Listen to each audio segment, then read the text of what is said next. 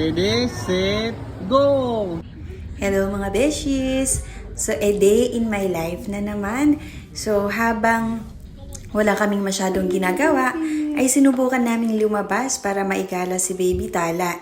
Kasi nga, medyo nababagot na siya sa loob ng hotel niya na kung saan kami naka-stay. So, bali, mag-stay kami dito ng 2 nights bago kami pupunta sa aming talagang balak na puntahan, diba? And ayan, para na rin mai-relax namin si Tala. Kaya talaga napaaga yung punta namin dito sa Maynila para makapag-relax siya at hindi dire-diretso yung biyahe. So, ayan na nga mga beshies. Napakaganda yung hotel na to ha. At lagi kami dito talaga nag-check-in tuwing pumupunta nga kami dito sa Metro Manila. Kasi gusto ko lang na yung tipong mababait, yung mga yung mga empleyado nila. And ayan na nga mga beshies, tuwang-tuwa yung anak namin dahil nga sa wakas ay nilabas na nga namin siya.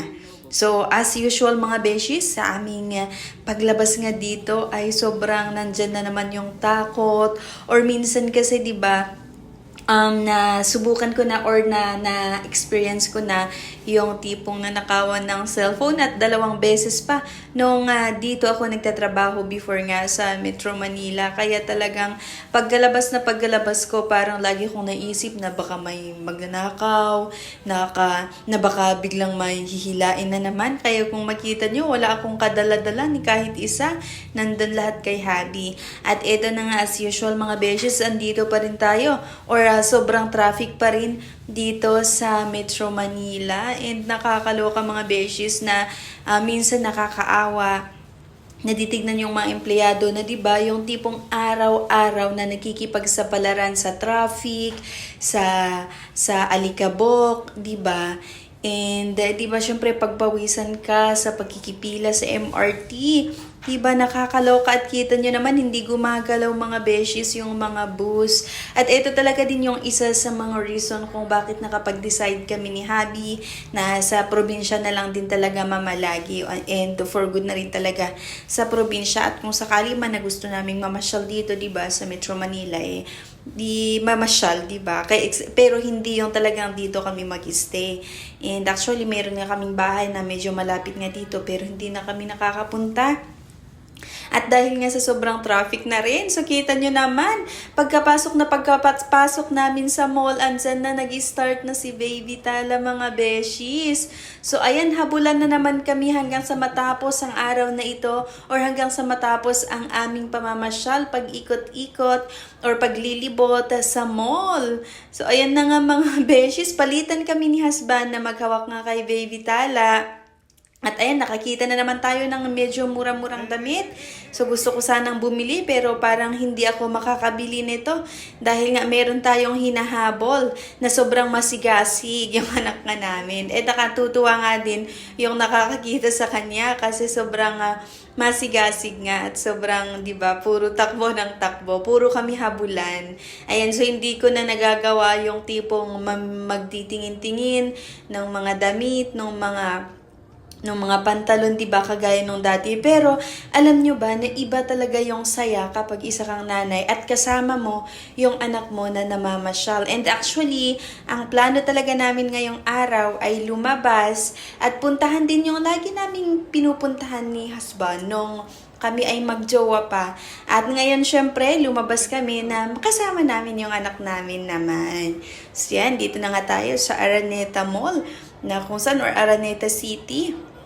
Ito ay isa sa mga pinagmamalaki naman talaga ng Quezon City na pinapasyalan or pinupuntahan ng ng mga gustong mag-chill lang. So lahat nandito na, yung mga branded na gusto mong sapatos or yung mga damit, andito na lahat. Pero yun nga mga beshies, ewan ko na lang kung magkano ang magagastos kung talagang bibili ka ng iba't ibang mga makikita mo dito. So ayan, syempre, bilang nanay naman ay hanggang tingin-tingin lang muna tayo mga beshies at ang plano nga talaga namin ay maghanap ng masarap na pagkain. Kasi syempre, ngayon lang to, no, diba? Yun yung mga yun yung mga lagi nating sinasabi minsan na ngayon lang to. Pero actually, lagi-lagi naman gumagastos, no? So, ayun na nga, maghanap tayo ngayon mga beshes ng masarap na kainan. Pero, ayan, napadpad na naman tayo sa isang location nga na kung saan may maganda na naman tayong nakita at gusto naming puntahan yon. And yun nga, para maaliw na rin si Tala sa kanyang mga nakikita mga beshies. At ayan, ayaw pang bumaba, pero kapag na-charge yan, ay talagang walang tigil din sa kakatakbo. So ayan na nga mga beshies, nag-try kami na tumingin ng mga sapatos, and alam nyo na, it's very pricey na naman, kaya hanggang tingin-tingin lang na naman ang kabeshi nyo. Pero plano ko naman sana talaga na bumili, kaya lang meron pa naman. So 'di ba, para sa ating mga nanay, kung pwede pa naman yung mga ginagamit natin, bakit kailangan or hindi na kailangan na bibili pa nung kung ano-ano kung meron pa naman, 'di ba? Yung kabibili mo lang before, tapos or ilang buwan lang or ilang araw, tas nakakita ka na naman ng bago, kailangan nating kailangan nating matutunan. Kailangan nating matutunan talaga na pigilan yung ating sarili. So, ayan, actually, ang balak ko din talaga ay makabili ng t-shirt, ng pants, bag, at sapatos. Pero, ayun, pagpasok namin parang nawala na rin sa isip ko or hindi ko na gusto ulit na bumili. So, ayan na nga mga beshes. Ang ganda, ang ganda nga tumambay lang dito habang, di ba, kumakain.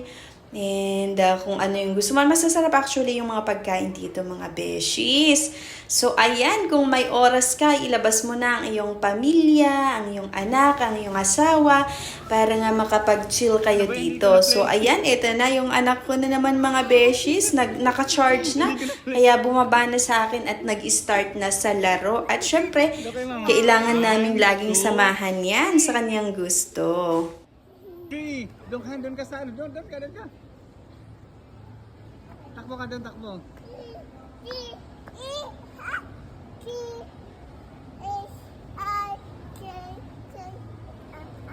Ready, set, go! Doon ka na kay mama. Takbo na, takbo.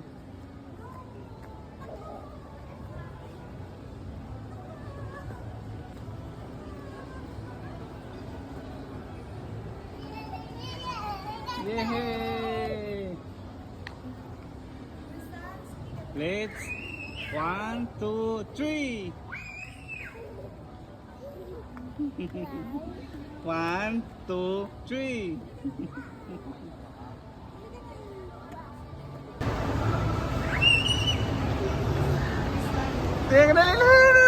Yay! Panalo. 1, 2, 3. 1, 2, 3. Ready, set, go!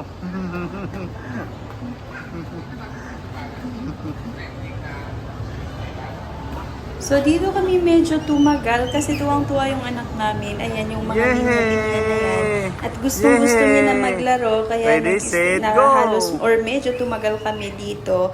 Ayan na nga, kung gustong-gusto niya talaga na tumakbo ng tumakbo. Ayan. At, kita niya, nagpa-cute pa sa camera. Ayan, pero ayun, sobrang tuwa natin, diba? Bilang isang magulang, natutuwa tayo pag nakikita natin ang ating mga anak na sobrang natutuwa sa kanilang ginagawa. At kasiyahan din naman talaga natin na nakikita sila na masaya.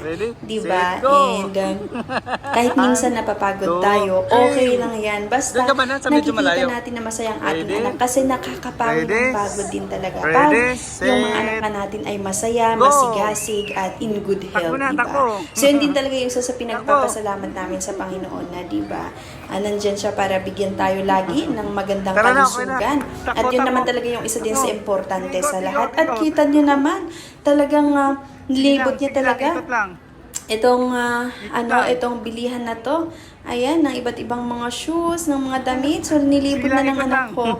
Kasi nga gusto niya parang nagja-jogging ata siya or tumatakbo, diba?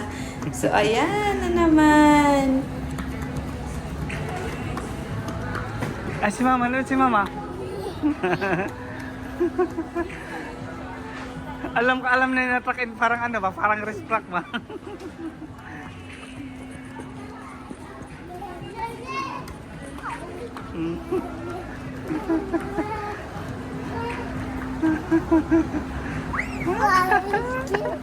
Okay. 1, 2, 3.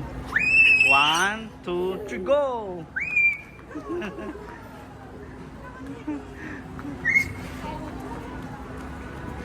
Hmm? 2, 3. Oh, enough na. Tama na. Tara na. Napagod ka.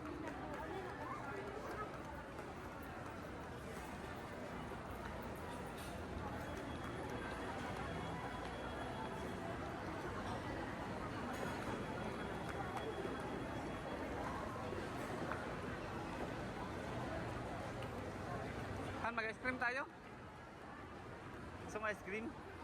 Yan sa Dairy Queen. Ano? After nga ng mahabang gala, ito na at kailangan na nating mag-charge. Kumain na naman. Kailangan nating kumain para ma-charge kasi napagod na tayo kanina sa katatakbo. And ito, kailangan na nating umuwi. Pero sa ating paglalakad-lakad na naman dito, mga beshies, ay kung ano-ano na naman yung nakita ng ating mata. At eto na, nakakita na naman ng pagkain. Magte-take out pa katatapos lang kumain. Mag-take out pa ng pangmeryenda. Gano'n naman talaga tayong mga Pinoy. Hindi maubos-ubos na kainan or hindi matapos-tapos na kainan. So eto na.